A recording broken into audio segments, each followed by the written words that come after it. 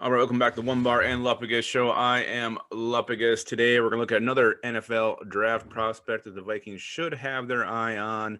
This time, we're moving away from defense and looking on the offensive line. I'm talking about Northwestern big man, offensive tackle, Rashawn Slater. This guy is 6'4", 315 pounds. Uh, he's pretty much everything you'd want in a left tackle, technically sound. He's big, he's powerful, nice long arms, he's athletic. He's also very, very versatile. This guy can pretty much play any position on the offensive line. You can plug him in a tackle, guard. You could probably play a little center in a pinch.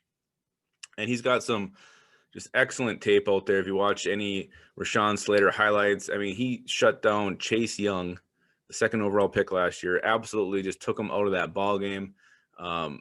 Just very, very impressive performance by Rashawn Slater.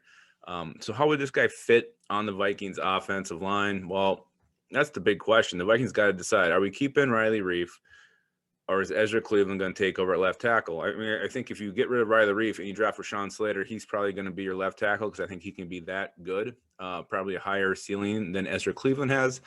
But if you keep Riley Reef and you keep Ezra Cleveland at right guard, you plug Rashawn Slater in at left guard, Garrett Bradbury at center, Brian O'Neill at right tackle, suddenly you have a very, very good offensive line.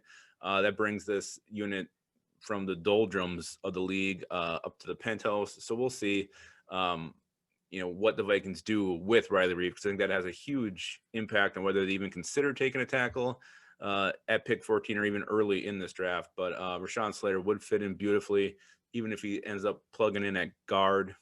The biggest question when you look at Rashawn Slater is he even going to be there at pick 14? He seems like he's a guy whose stock is just skyrocketing upward. I've seen him going ahead of Penei Sewell plenty of times in mock drafts.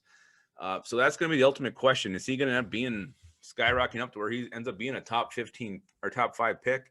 I think that could definitely potentially happen. We've seen him going to the Bengals in some pretty popular mock drafts with some pretty respected draft analysts going that high with Slater there. So at this point, this is why we're breaking him down right now, because I think in another month he might just be a pipe dream. But right now, still consider a possibility. But I'm still thinking the Vikings should go defense first. But if they do go O-line and Rashawn Slater is there, he's definitely someone they should jump all over, and every Vikings fan should be doing shirtless chest bumps until their nipples are chapped and bloody, because he is potentially a long-term solution at left tackle for the Minnesota Vikings. So till then, guys, always make sure to keep your skull in your hole.